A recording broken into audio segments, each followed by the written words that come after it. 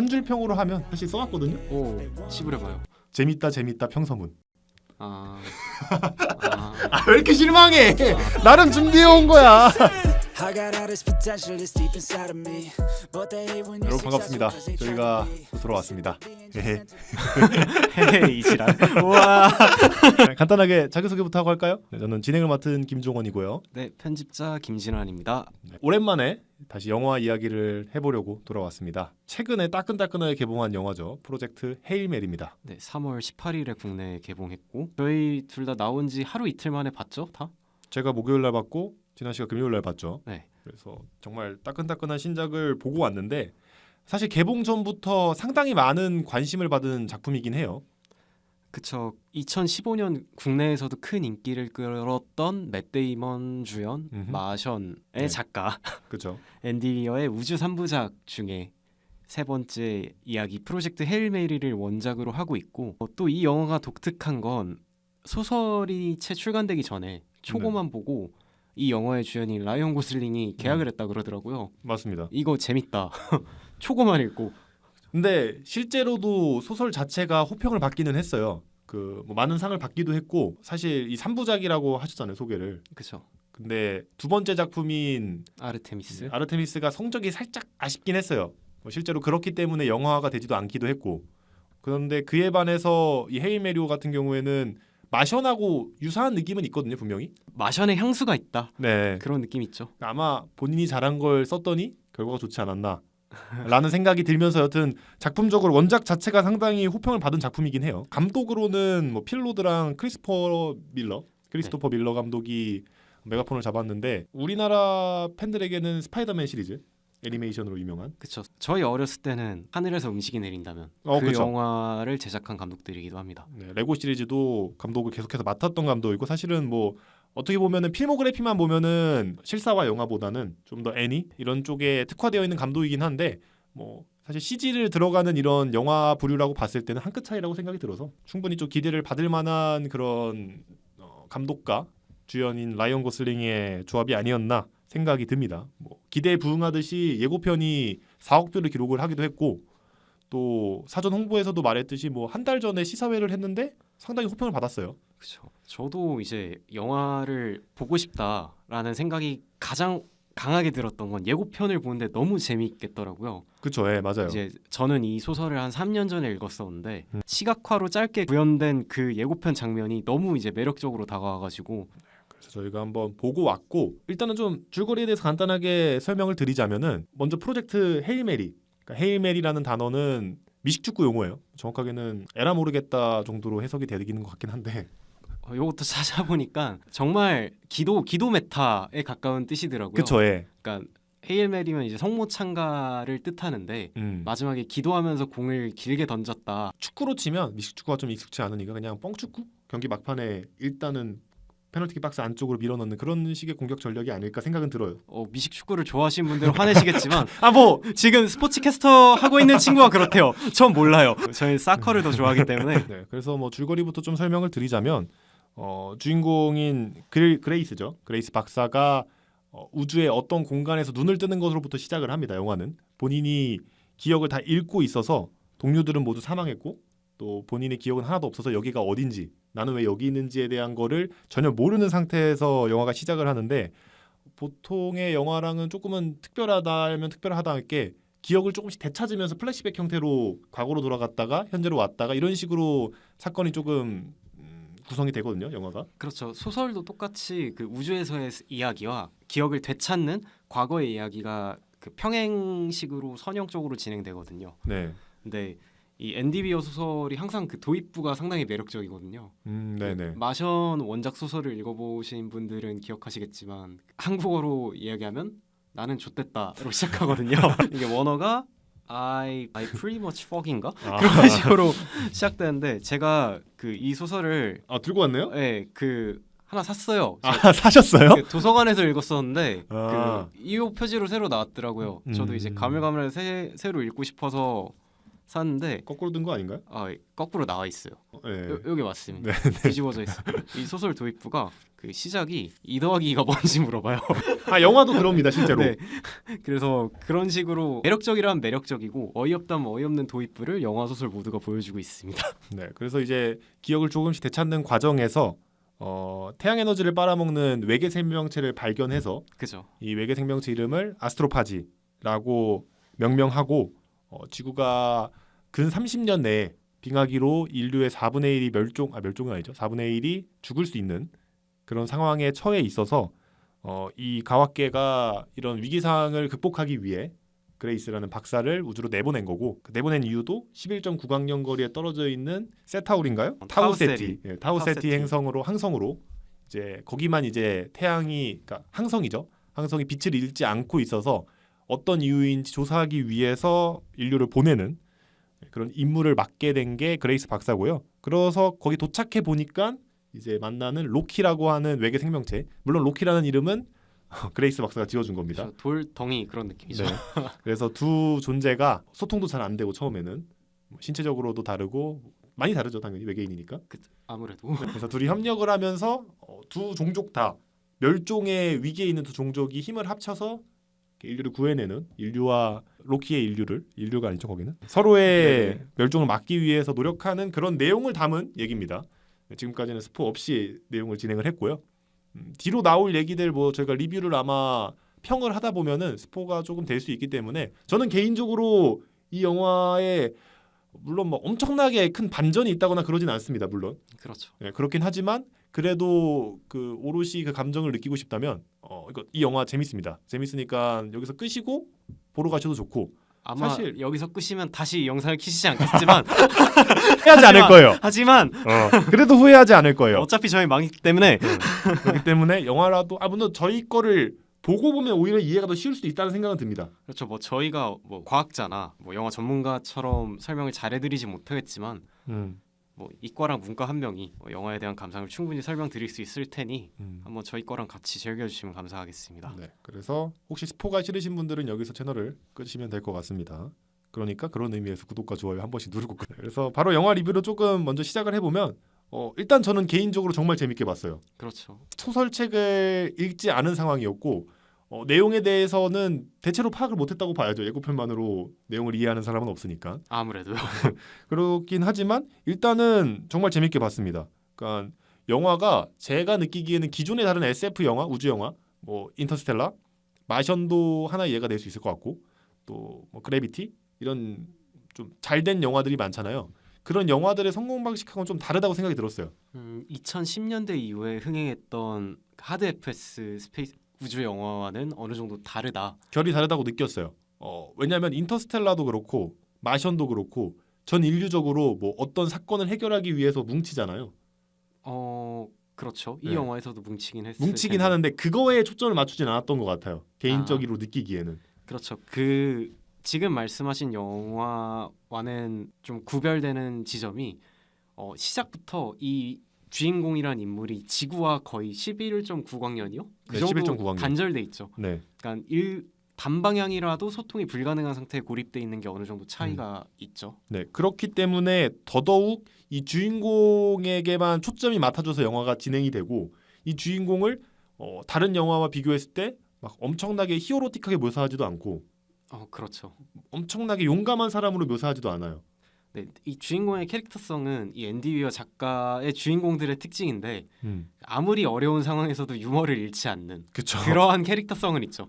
그것 때문에 이 영화가 상당히 무거운 주제임에도 불구하고 극 내내 유머를 찾을 수도 있고 그 마션의 주인공인 와트니와도 어느 정도 상통하기는 해요. 그렇긴 합니다. 네. 근데 어쨌든 저는 솔직히 와튼 그 아저씨는 감정이입을 하기에는 너무 그래도 비범한 모습을 많이 보여주잖아요. 물론 그렇다고 해서 그레이스가 비범하지 않다는 건 아닌데 그렇죠. 네, 근데 조금 더 현실적이고 조금 더 우리와 비슷한 느낌이 들긴 했어요. 개인적인 감정일 수 있습니다만 그래서 오히려 더 영화에 몰입할 수 있지 않았나? 더 그 주인공의 감정에 이입할 수 있지 않았나라는 생각을 합니다. 그런 지점도 있는 것 같아요. 주인공이 어떤 정보가 부족한 상태잖아요.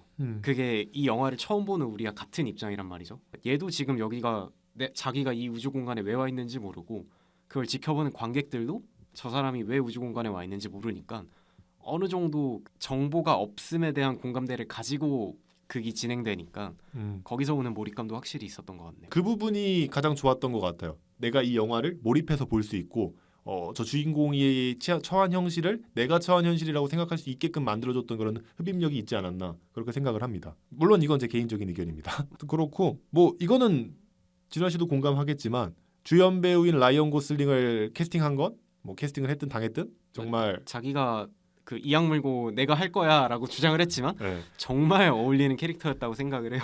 아마 사실 그게 70% 이상?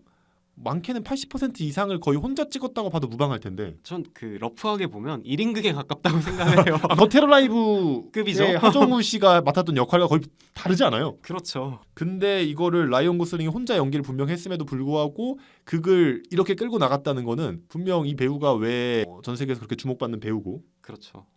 사실 언어가 다른 연기를 하는 외국 배우들을 보고 우리가 연기를 잘한다 못한다를 판단하기는 쉽지 않거든요. 그쵸. 일단 네. 저는 그렇거든요. 저도 그렇죠. 우리가 뭐 영어를 하기는 해도 뭐 그런 뉘앙스나 그런 감정선 같은 게 우리 모국어보다 이해하기 어려울 테니. 근데 그냥 이 영화 보면서 느낀 건 아, 저 아저씨 연기 개 잘하는구나. 연기 정말 잘하시는구나. 그걸 여지없이 느꼈던 것 같습니다. 정말 그 눈빛이 사실 저는 좀 한 가지 좀 헷갈렸던 장면이 있긴 했어요. 이거는 물론 제 개인적인 무지함일 수도 있긴 하겠지만 그러니까 영화의 여자 주인공이 한 분 계시죠. 네, 스트라트. 네, 스튜어트가 있는데 이 라이언 고슬링의 눈빛만 보면 거의 그냥 멜로 눈빛이야.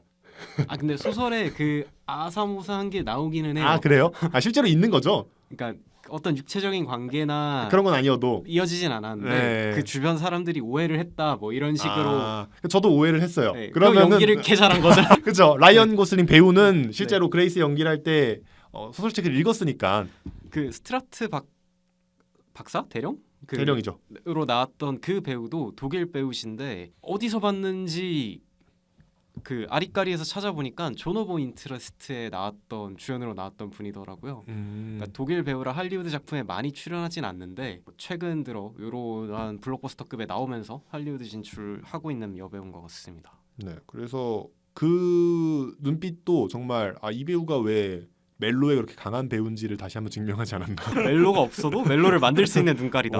정말 깜짝 놀랐습니다. 그랬고 뭐 원작을 제가 보진 않았지만 나중에 좀 찾아봤거든요. 저도 영화를 본 다음에 찾아봤는데 원작에 대한 고증도 상당히 잘 됐다고 해요. 그렇죠. 뭐 당연히 지금 이거 몇 장이야? 한국어로 687페이지 내용을 2시간 45분에 담을 수 없으니 생략된 부분이나 각색된 부분이 있지만 그럼에도 불구하고 저는 이제 소설을 어느 정도 기억하고 있는 상태에서 봤을 때 이 장면이 생략되었구나. 그 파트가 각색되었구나를 느꼈지만 충분히 소설의 매력을 살리면서 영화가 가지고 있는 특성을 적극적으로 활용한 저는 좋은 각색이었다고 생각합니다. 그걸 들으면서 한편으로 그 생각을 참 많이 했습니다. 작년에 전독시 전지적 아이고. 독자 시점이 영화화가 됐는데 전 괜찮게 봤어요.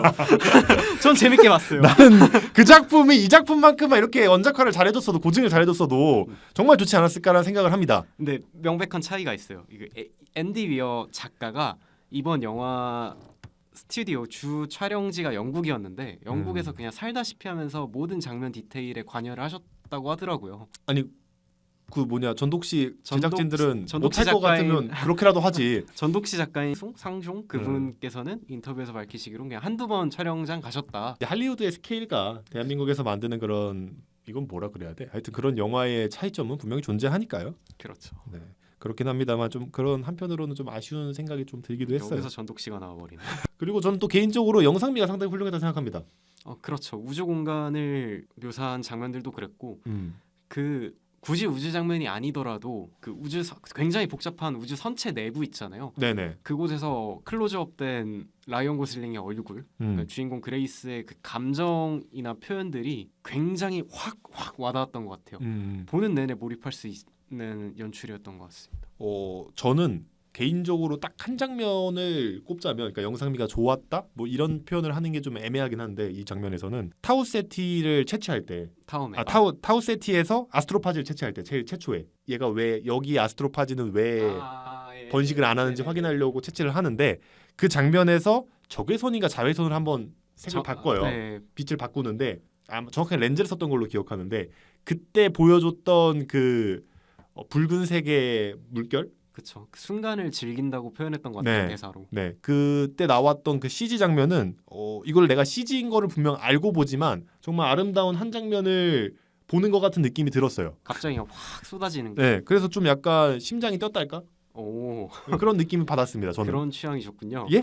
좀 되게 감탄할 만한 장면이라고 생각해요. 그러니까 우주의 신비를 저희가 직접적으로 즐길 수가 없잖아요. 저희는 우주 비행사가 아니니까. 그렇죠. 사실 가시광선으로 볼 수 있는 거리에 있지도 않고요. 예, 그렇기 때문에 그런 거를 다큐멘터리적인 관점에서 보면은 상당히 대신 체험하면서 느낄 수 있지 않았나라는 생각이 들 정도로 되게 현실적으로 잘 만들었다. 그렇게 생각합니다. 그래서 좀 더 즐기고 싶고 느끼고 싶으면 확실히 아이맥스나 돌비 이런 좀 큰 상영관 아니면 좋은 사운드를 가진 상영관에서 보면 더 좋을 것 같아요. 제가 이번에 우연찮게 맞는 시간이 아이맥스라 아이맥스 안에서 봤거든요. 근데 저는 사실 왜 톰 크루즈로 대변되는 그 시네마 시애터주의자들이라고 하나요? 네네, 그쵸. 영화는 영화관에서 즐겨야 된다. 음. 그런 타입은 아니거든요. 영화못에 가까워서 전 사실 탭으로 보나 핸드폰으로 보나 그 영상미를 즐기는 게 그렇게 중요한가라고 생각하는 사람인데 그런 저 같은 사람이 아이맥스관에서 봤을 때 이거 아이맥스에서 본 거 돈 아깝지 않다. 2만 원 낸 거 아깝지 않다. 이렇게 보면서 잘 즐겼던 것 같습니다. 네. 그래서 이거는 확실히 또 좀 큰 상영관에서 보면 더 즐길 만한 장면들이 많지 않을까. 실제로 아이맥스 촬영 분량이 영화의 70% 가까이를 차지하고 있기 때문에 네, 역대 영화 중에 가장 긴 분량이라고 하더라고요. 네, 덩케르크를 뛰어넘어서 이 영화가 신기록을 갈아치웠기 때문에 아이맥스로 볼 만한 가치가 있는 영화다라고 생각을 합니다. 또 그리고 가학적인 내용도 제가 아는 선에서는 나름의 상상력을 잘 더해서 풀어내지 않았나. 서울 네. 그 공대 졸업자. 잘 몰라요. 잘 모르지만 뭐 전문가도 아니고 잘 모르지만 광소계로 다가갔을 때 속력을 계산하는 거나 뭐 골디락스 존에 대한 언급에 나온 얘기 아니면 외계인과 소통하는 방법 이런 거에 대해서 묘사하고 표현하는 걸 봤을 때 비과학자, 비전문가인 제가 봤을 때 납득 가능했다. 저는 조금 다른 게 지금 이 친구는 공대 출신이고 이과고 저는 완전 문과 출신이고 과학 잘 모르거든요. 근데 이런 하드 SF를 볼 때 항상 진입 장벽이 되는 게 하드 SF라는 장르는 과학적 고증과 실현 가능성에 굉장히 공을 들여가지고 네. 그걸 설명하고 지금 종원 씨가 당했던 그런 납득하는 과정에서 독자들이 지쳐서 나가 떨어지는 경우가 많거든요. 그렇죠. 저 같은 독자 같은 경우는 네. 이게 내가 과학 지문도 안 읽었는데 이건 뭔 비문학이야 이러면서 슬퍼하는 경우가 종종 있는데 이 작품은 소설도 그렇고 이 소설의 내용을 압축한 영화에서는 더더욱 그런 진입 장벽은 없었던 것 같아요.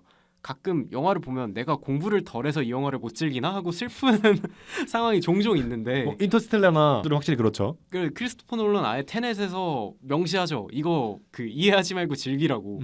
근데 요거는 이해 안 하고 즐겨도 충분한 영화라고 생각해요. 저는 제가 다 이해했다고 생각하지 않거든요. 저도 마찬가지입니다. 네. 네. 그리고 아까 언급하신 외계인과의 소통과 관련된 영화들이 대표적인 게 많잖아요. 뭐 E.T.도 있고요. E.T.도 있고, 그러니까 과학을 얘기하셔서 좀 더 과학적인 얘기로, 그러니까 국내 콘택트라고 개봉한 영화와 컨택트라고 개봉한 영화 두 개 다 이제 우리와 언어 체계가 다른 외계인과 소통하는 방식에 대해서 다뤄요. 네. 근데 이 영화 같은 경우도 완전 다르죠. 소통 체계가 다른 외계인과 소통하는데 차이점은 둘 다 그 행성을 살리기 위해 파견될 정도로 똑똑한 사람들이라 좀 더 시원시원하게 소통하는 점이 있지 않았나 그런 생각도 들긴 합니다. 네. 근데 저는 그 실제로 있는 말인지는 모르겠지만 외계인과 소통했을 때 혹시라도 만났을 때 소통했을 때 가장 좋은 거는 공통 언어는 수학이다. 라는 말이 뭐 정확한 지문은 아니지만 그런 식의 표현이 있었는데 어느 정도 동의하는 것 같아요. 그렇죠. 이 영화와 이 소설에서도 최초로 그 숫자로 서로의 소통을 하죠. 네, 소통을 하죠. 손목시계를 꺼내고 시계를 꺼내고. 네. 그런 거를 봤을 때 이 영화는 충분히 그런 면에서 독자들에게 양해를 구했다 아니면 설득을 시켰다 과학적으로. 그러니까 이 영화의 현실성이나 그런 핍진성을 과학적으로 납득시키려고 노력을 했고 저 같은 과학 무지랭이와 여기 그 과학을 좋아하는 사람 좋아하나? 과학을 최고로 좋아하는 공대생 충분히 납득 가능했다. 납득 못하신 분들도 있을 수 있지만 어쩔 수 그렇죠. 없습니다. 저희는 전공자가 아니니까요. 네. 그리고 저는 개인적으로 한 가지 더 짚고 싶었는데 사실 영화 마지막에 뭐 스포긴 하지만 여기까지 들었는데 뭐 당하십시오. 로키를 구하기 위해서 본인의 목숨을 걸고 이제 지구로 귀환하는 걸 포기하고 그레이스 박사가 이제 로키한테 향하잖아요. 그 장면을 보고 사실 처음에는 저는 이해가 가진 않았거든요. 그러니까 왜냐하면 이 사람은 사실 인류의 생존을 막기 위해 우주선에 탑승하는 거를 거부했잖아요. 그렇죠. 예, 강제로 끌려간 거잖아요. 그런 거를 감안했을 때 이거에 대해서 공감하기 좀 어렵다라는 생각을 했는데 제가 당군 유튜버를 보면서 아, 댓글을 하나 봤는데 벌써 올리셨군요. 예, 네. 댓글을 봤는데 그런 글이 있더라고요. 내가 모르는 인류 40억 명을 위해서 목숨을 거는 건 아깝지만 내가 알고 있는 한 생명체를 위해서라면 목숨을 걸 수 있다. 이런 게 좀 뜻깊었다라는 댓글이 있었거든요.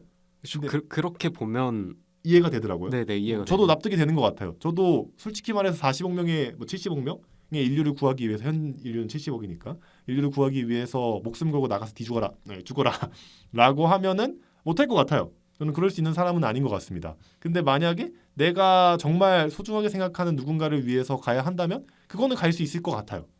그건 다른 얘기니까 분명히. 여자친구분이 좋아하시겠네요. 그러니까 여하튼 그렇기 때문에 이걸 보면서 이 글을 보면서 주인공의 선택이 또 한 번 이해가 되면서 영화가 끝나고 난 다음에도 영화가 나름 합리적인 선택으로 잘 만들어진 영화구나라는 생각이 들었습니다. 저는 같은 작가의 작품이라 그런지 모르지만 마션의 장면도 어느 정도 떠올랐었거든요. 마션의 그쵸, 예, 동일하네요. 네 마션의 그 와트니가 생존했으면 알았던 그 동료들이 지구를 한 바퀴 돌아서 다시 화성으로 향하잖아요. 그런 선택과 비슷한 느낌이 들어서 그것도 떠오르고 확실히 마션하고 또 유사한 부분이 분명히 있긴 했어요. 그래서 그런 부분도 좀 더 재밌는 포인트가 될 수도 있었다라고 생각을 합니다. 조금 아쉬운 점으로 넘어가면은 분명히 이 영화가 호불호가 갈리긴 합니다. 지금 뭐 극장에 나와 있는 평가나 아니면 뭐 당장 이미 리뷰를 해놓으신 분들의 채널의 댓글만 봐도 아쉬운 악평을 남기는 분들도 분명히 있어요. 근데 저 같은 경우도 제 지인 중에 한 명은 중간에 나오고 싶었다라고 표현을 했고 저보다 하루 먼저 본 이 친구는 개재밌다 빨리 가서 봐라 헛소리하지 말고 봐라 그래서 봤거든요. 네, 근데 저는 그 포인트가 뭔지는 알 것 같아요. 만약에 이 영화를 즐기지 못했다라고 하거나 재미없다라고 하면 그 포인트는 분명히 있을 수 있다고 생각합니다. 가장 크게 말하면 영화가 친절하긴 한데 좀 지루하게 느껴질 수도 있어요. 어떤 면이 그렇게 느껴질 수 있을까요? 그러니까 이 영화 자체가 사실 뭐라 그러죠? 그 갑자기 액션 같은 게 많은 편은 아닐까요? 그건 액션이 정확하게 많은 편도 아니기도 하고 단편된 공간, 그러니까 좀 한정된 공간에서만 묘사를 하는 면도 있고 감정적으로 막 엄청나게 커지는 신이 있지는 않잖아요. 마션에서도 보면은 제가 지금 예를 드는 건 마션으로 예를 들면은 중국이 지원하기 위해서 지원하기 위해서 로켓을 보내주는 장면도 있고 아니면 전 인류가 누구냐 그 박사 와트니 박사인가요? 네네. 를 도와주기 그 구원받는 장면이라고 해야 되나요? 구조되는 장면을 다 같이 지켜보고 막 우주선에서 막 종이 터뜨리고 막 이런 장면도 나오잖아요. 그런 장면이나 이런 좀 극적인 장면들이 있잖아요. 인터스텔라만 봐도. 근데 그런 감정을 빵 터뜨리는 장면은 없어요. 이 영화는. 근데 요 부분이 그 소설에서 생략된 부분 완전히 같진 않지만 네. 일 수도 있는 게 이 지구에서의 서사, 그러니까 소설에서 생략된 서사를 살펴보면 그 스트라트 박사라는 사람이 굉장히 독특한 캐릭터잖아요. 최선의 판단만 내릴 수 있는, 그러니까 개인의 희생은 전혀 고려하지 않는 역할만 하는데 이 인물이 사실 전 세계와 전 정부를 대변하는 인물이에요. 지금. 네, 맞아요. 그러니까 그 헤일 메리 프로젝트를 진행하기 위해 전 인류의 재반을 그냥 다 끌어다 쓰거든요. 가령 헤일 메리호의 에너지를 충전하기 위해 사하라 사막에 포위를 뭐 몇 개를 깔아가지고 뭐 사막 생태계를 완전히 망가뜨리는 한이 있어. 근데 그건 네네. 이제 인류 멸종 상황이니까. 네네 그런 식으로 화합하기도 하고 그래서 이 사람이 결국 자기는 이 프로젝트가 잘 돼도 그 깜빵 갈 거다. 나 깜빵 가겠다. 깜빵 가면 네. 다행이다라는 표현을 했던 것 같아요. 제가 네. 알기로는. 네네네. 소설 거의 읽으셨군요. 그렇게 따지면 그 종원 씨가 말했던 이 영화를 지루하게 생각하시는 분들이 이야기하는 그 전 지구적인 협력, 그러니까 우주 영화와 고립된 우주 영화에 나오는 그 지구의 지원 그런 게 이제 이 영화 시점에서 이전에 이미 이루어졌기 때문에 영화에서 생략이 돼 있어서 그런 걸 아쉬워하지 않을까. 그리고 또 하나 굳이 꼽아보자면 그런 것도 있을 것 같아요. 그러니까 저도 사실 이 영화의 예고편을 보고 저는 좀 꺼려진 게 하나 있었습니다. 이게 기존에 알고 있는 그런 할리우드 영화의 우주 영화, SF 영화의 공식을 따라가지 않은 영화라고 생각을 해요. 저는 개인적으로. 일단 그거부터가 1번이었고 2번이 외계인이 등장하는 순간 이거를 사이언스 픽션 영화로 볼 수 있나, 과학적인 영화로 볼 수 있나라는 생각이 하나 들어요. 외계인과의 조우가 성사되는 순간. 그러니까 사이언스 픽션이긴 한데 지금 말씀하시는 건 그 하드 SF 그죠? 같은. 그거를 넘어가는 거죠. 그러니까 사실 마블에 가까워지는 거죠. 그러니까 과학적인 상상력을 뛰어넘어 판타지적인 그쵸. 영역으로 간다. 네. 그런 생각이 들 수 있다고 생각해요. 그러니까 저도 실제로 그래서 이 영화를 보기 전에 예고편만 보고는 좀 걱정스러운 시선이 있었고 실제로 이 영화를 하드 SF 영화로 생각하고 갔다가 영화를 봤을 때 실제로는 외계인이 나오니까 엥? 스러워하는 사람들도 있었던 걸로 알아요. 제가 알기로는. 그러니까 그런 사람들의 입장에서 보면 이해가 됩니다. 본인은 인터스텔라, 마션 이런 걸 원했는데 웬 외계인 새끼가 나오지?가 되니까. 전 반대로 소설에서는 그 로키의 소설에서 나온 로키의 묘사를 보고 좀 징그럽지 않을까 걱정을 했었거든요. 막 거미 네. 같다 나오고 막 서로 막 디스하기도 그러고 그래서 저는 이제 징그러운 걸 좀 무서워해서 그랬는데 예고편 보고 생각보다 귀엽길래 이거 볼 수 있겠다.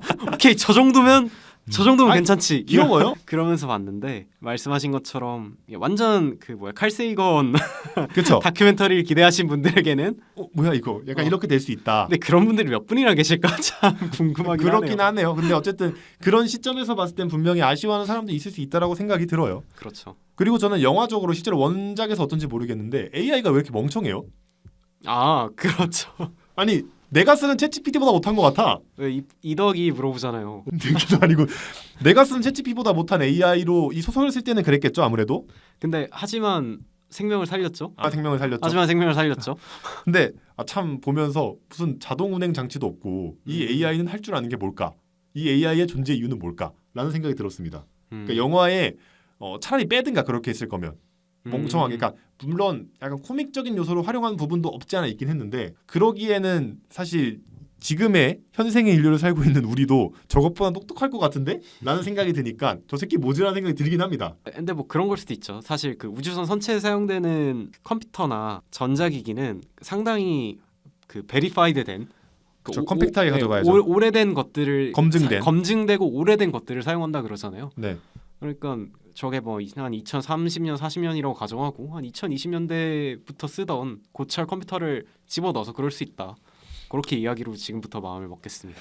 알겠습니다. 저는 하여튼 그래서 그 AI는 제가 봤을 때도 좀 많이 아쉬웠다. 그 정도일 것 같습니다. 저는 뭐 더 있나요? 아쉬운 점? 저는 딱히 아쉽진 않아가지고. 아쉬운 점은 없죠. 저는 그냥 흥미로웠던 지점은 그 비디오 레코딩을 하다가 어느 순간에 안 하잖아요. 네. 물론 계속 했겠지만 하는 장면이 묘사를 하지 영화에서 않죠. 저는 그 시점이 이제 로키와 그 친구 이상의 무엇이 되는 지점이라고 생각을 하거든요. 로키와 대화하지 않고 그냥 자신의 목소리를 들을 수 없는 인류에 대한 메시지잖아요. 그쵸. 그러니까 지금 내가 영상에 뭐라고 떠들어대도 10몇 년 뒤에 볼 수 있을 텐데 당장 직접적인 소통이 아닌 그런 비디오 레코딩이 로키와의 소통보다 더 심적으로 가까웠던 주인공이 어느 순간 그냥 로키와 그 평섬은 이러면서 대화를 나누는데 더 집중을 하거든요. 네. 전 그게 어떻게 보면 두 사람은 아니지만 두 생명체가 가까워지는 과정을 표현한 게 아닌가. 그래서 영화를 보는 순간 문득 떠올랐었습니다. 사실 저는 이걸 보면서 제가 좀 천문학적인 내용의 책들을 뭐 읽기는 많이 읽었다라고 하기는 어렵지만 그래도 좀 좋아하는 하는 편이거든요. 그러면서 좀 들었던 생각인데 사실 제가 그쪽에 전공을 하지 않았기 때문에 당연히 지식적으로 모자란 거는 맞아요. 그래서 그런 생각을 가졌을지 모르겠지만 영화를 듣고 난 다음에 제가 가장 먼저 생각했던 거는 제일 초반부에 골디락스 존이라는 게 나오거든요. 그렇죠. 그 생명체가 서식할 수 있는 그 지역입니다. 범위를 골디락스 존이라고 하는데 아마 태양계로 따지면은 지구부터 화성 그 언저리까지일 거예요. 그러니까 정확하게는 골디락스 존은 액체 상태의 물이 존재할 수 있는 위치긴 합니다. 그래서 생명체에 물이 없어도 생명체가 존재할 수 있다고 주장을 했던 극 중에 그레이스 박사가 골디락스 존은 개소리다. 네. 뭐 이런 식으로 주장을 했다고 나오죠. 네, 그래서 저는 약간 그 부분에 어느 정도 공감을 할 수 있는 게 물론 탄소 기반의 생명체 우리와 같은 생명체들은 물이 없으면 생존하기 쉽지 않을 거예요. 그리고 물이라는 액체 자체가 너무나도 독특한 용액이기 때문에 그런 점을 감안했을 때 아마 물이 생명의 필수 조건이다라고 하는 현 과학계의 주류 의견에는 제가 뭐 동의하고 말고의 얘기는 없죠. 저는 과학자가 아니기 때문에 라고 생각을 하는데 만약에 만에 하나 인류와 전혀 다른 상태에서 진화한 이런 생명체가 있다면은 물이 없어도 생존할 수 있지 않을까라는 음. 생각을 해본 적은 있거든요, 저 개인적으로. 근데 음. 그런 거에 대한 의문을 품었던 누구라고 하죠? 그레이스 박사부터 좀 약간 이런 얘기들이 좀 흥미로웠던 것 같아요, 저 개인적으로는. 또 뭐 뒤로 넘어가면은 실제로 우주선을 0.92c까지 가속합니다. 빛의 속도의 0.92배에 해당하는 속도까지 가속을 했을 때 11.9광년 거리를 대략 한 14년 정도의 주파를 해요. 엄청나게 빠른 속도긴 한데, 근데 이게 그레이스 박사한테는 4.7년? 일 거예요. 아, 상대 속도가. 상대 속도 때문에. 그리고 실제로도 속도가 그 정도로 빨라지면 거리도 줄어들고 지구 중력이 세지기 때문에 시간이 느리게 흐르죠. 인터스텔라도 나왔던 것처럼. 부럽다. 아니, 그거 부러워할 게 있나? 네가 사는 시간이 늘어나는 건 아니야. 아이. 뭐 그런 방법이나 아니면 또 외계인하고 소통을 할 때 썼던 그런 방법들이 저는 개인적으로는 참 인상 깊었던 것 같아요. 이 영화를 재밌게 볼 수 있는 포인트 중 하나지 않았나. 저는 그 외계 생명체와의 소통 관점에서 좀 어느 쪽으로 편의적으로 취사한 것도 있다고 생각을 했거든요. 그 로키 그 에이드리언들의 네네. 그런 생활상이나 습성 같은 게 간접적으로 계속 들리는데 인류와 굉장히 유사해요. 가령 맞아요. 뭐 짝이 있다거나. 정확하게는 짝이 아니고 메이트 개념이긴 하죠. 인류의 짝과는 달라요. 아니, 그렇죠. 네. 네, 어쨌든 그 또 감정이라는 게 존재를 하고 그렇죠. 또 근데 사실 우리가 완전히 다른 차원의 다른 구성 성분 기반의 생명체를 가정할 때 꼭 우리와 같은 생활상이나 습성을 가지고 있다고 가정할 필요는 없거든요. 맞습니다. 뭐 이런 쪽으로 외계 생명체에 대한 연구를 하시는 분들도 많다고 알고 있고요. 근데 이 영화에서는 어쨌든 말만 통하면 상식은 크게 어긋나지 않는 그런 소통을 보여주고 있어서 이건 어느 정도 좀 뭉개고 넘어간 게 아닌가. 근데 실제로도 그 이론이 있습니다. 그러니까 이 영화에 대한 해석 중에 하나 제가 여러 개 찾아봤는데 실제로 이제 아스트로파지, 그다음에 인류, 에이드리언 이 셋이 어느 정도 구성된 유기체가 비슷해요. 그렇죠. 네. 물도 있고. 네. 탄소 생명의 기반이기도 하고 그다음에 진화하는 방식이나 이런 것도 비슷하긴 한데 이거를 보고 나왔던 게 사실 모든 외계 종족이 만약에 있다면 하나의 어떤 물질에서 나오지 않았을까. 그러니까 다 인류 자체도 동등한 기반을 가지고 있다. 네, 인류 자체도 지구에서 그 뭐라 그래야지 태생적으로 태어난 게 아니고 진화한 게 아니고 외부의 소행성이나 이런 데서 온 어떤 물질로 인해서 진화를 시작했고 그걸로 인해서 결정된 게 우리고 뭐 아스트로파지고 에이드리언이다. 그래서 진화하는 과정이 방식이 달랐기 때문에 최종적인 결과물은 달라질 수 있어도 그 근본은 똑같다라는 주장의 가설이 있어요. 그래서 실제 영화계 실제가 학계 주류 의견까지는 모르겠지만 그래서 그 어느 정도의 최종적인 습성도 비슷할 수밖에 없다. 그러니까 뭐 현생 인류 단계 정도로 진화한 그 에이드리언들과 인류의 생태계나 생리가 어느 정도 비슷한 지점이 있었다. 네, 그래서 아마 이 앤디 웨어 작가는 그거에 관점에 둔 진화론 혹은 이런 방식의 외계인의 습성을 계산하고 쓴 게 아닐까라는 생각은 들어요. 그래서 실제로도 이게 막 엄청나게 제가 나중에 찾아본 겁니다. 이거는 다르진 않다고 합니다. 실제로도 지금 일본에서 소행성의 운석을 채취해서 왔을 때 지구의 RNA에 기반이 되는 물질이 나오기도 했고 뭐 그런 걸로 봤을 때 이 주장이 터무니없는 주장은 아니고 과학계에서도 나름 신빙성 있는 가설 중에 하나로 채택이 되고 있는 정도라고 보면 될 것 같아요. 제가 느낀 감정으로는. 실제로도 뭐 그렇게까지 과학계에 반하는 내용은 아니다. 앤디 웨어 작가가 어느 정도 검증을 하면서 충분히 독자들에게 설명을 하기 위한 장치로 잘 사용을 했다라고 생각은 듭니다. 그렇군요. 네, 이건 뭐 제가 찾아본 거니까요. 저도 정확하지는 모르겠어요. 그거 말고도 이 영화의 좀 특이점이라고 하면은 중력을 만들어내는 우주선이 좀 특이하게 나왔죠. 그렇죠. 소설에선 좀 더 자세하게 묘사가 되는데 영화에서 그냥 그 스위치 껐다 키는 걸로만 네. 묘사돼서 소설에서도 그러니까 영화에서도 보면은 선체가 분리돼서 도는 장면이 나와요. 네네. 그게 이제 중력을 만드는 과정인데 쉽게 말하면 뭐 지불놀이 할 때 돌리는 그렇죠. 원심력을 이용해서 라고 언급이 되죠. 영화에서. 원심 분리기처럼 원심력을 이용해서 중력을 만드는 방식인데 인터스텔라도 그런 식으로 하긴 하죠. 그렇죠. 그 딸과 마지막에 조우했던 그 지구인들의 방주 그러니까 그런 식으로 인공 중력을 형성하고 있는 걸로 나오죠. 네. 그리고 우주선 자체도 이렇게 또또또 해서 돌아가는 형태로 가긴 합니다. 근데 물론 이제 좀 다른 거는 비행할 때는 접힌 상태로 가다가 도착하면 펼치는 형태예요. 중력이 필요할 때만. 그렇죠. 그런 방식이 좀 다르기는 해요. 하여튼 근데 그런 부분에 있어서도 앤디 웨어 작가가 참 영화를 고증을 하기 위해서 노력을 많이 했구나. 그런 생각이 좀 들었습니다. 문과는 소설도 함부로 못 쓰겠구나. 그렇죠. 이제 문과는 아쉽습니다. 그리고 마지막으로 그 얘기를 좀 해보고 싶어요. 이 영화의 끝장면이죠. 끝장면에서 그레이스 박사가 에이드리언과 얘기를 하는데 사실 이제 너의 지구로 돌아갈 항공편이 마련됐다.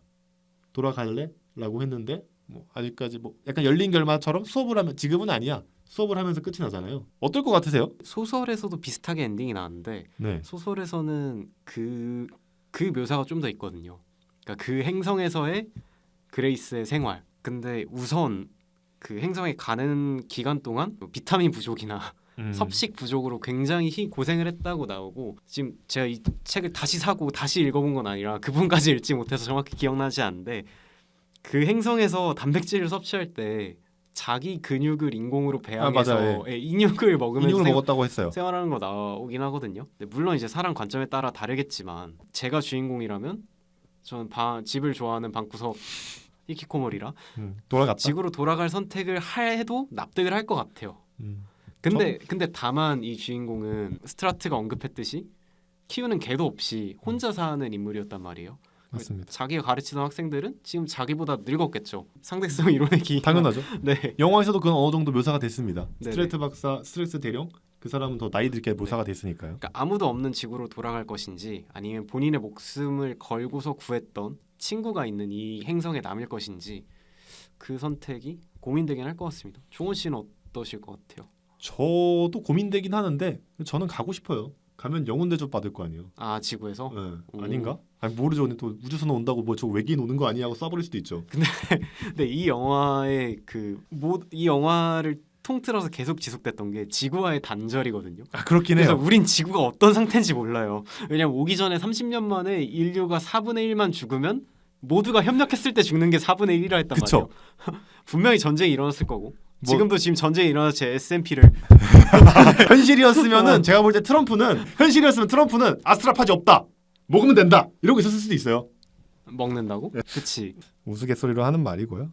아마 현생이었어도 실제로도 영화에서도 나오지만 태양의 밝기가 회복되는 걸로 봤을 때는 인류도 이 문제를 해결했을 걸로 보인다라는 식의 언급이 나오는지는 모르겠지만 그렇죠. 소설에서 이것도 정확히 기억 안 나는데 소설엔 나와요. 그 소설에서 그 지구 온난화를 해결하기 위해 남극에 수소폭탄을 쏴서 그거 맞습니다. 메탄을 깨버리나 막 그랬었거든요. 지구 온난화가 아니고 이제 네, 그러니까 그 빙하기를 해결하기 위해서 지구의 온도를 높이기 네, 위해서 강제를 높이기 위해서 온난화를 과속시키죠. 네. 근데 그런 장면도 나왔으면 언급이라도 됐으면 좀 재밌었을 것 같은데 그 생략된 지점 중엔 그런 게 좀 아쉬웠던 것 같습니다. 마지막으로 한번 평점을 매겨볼까요?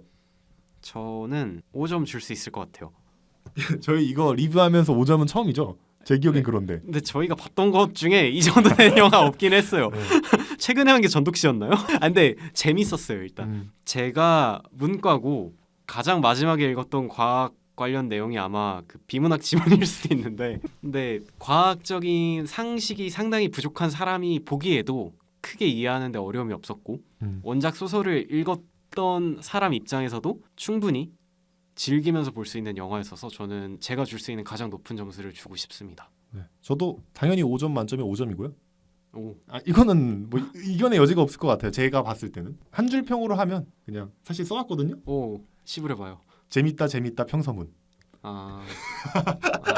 왜 이렇게 실망해? 나름 준비해 온 거야. 영화를 보고 오신 분들이라면 무슨 말인지는 어느 정도 아실 것 같고요.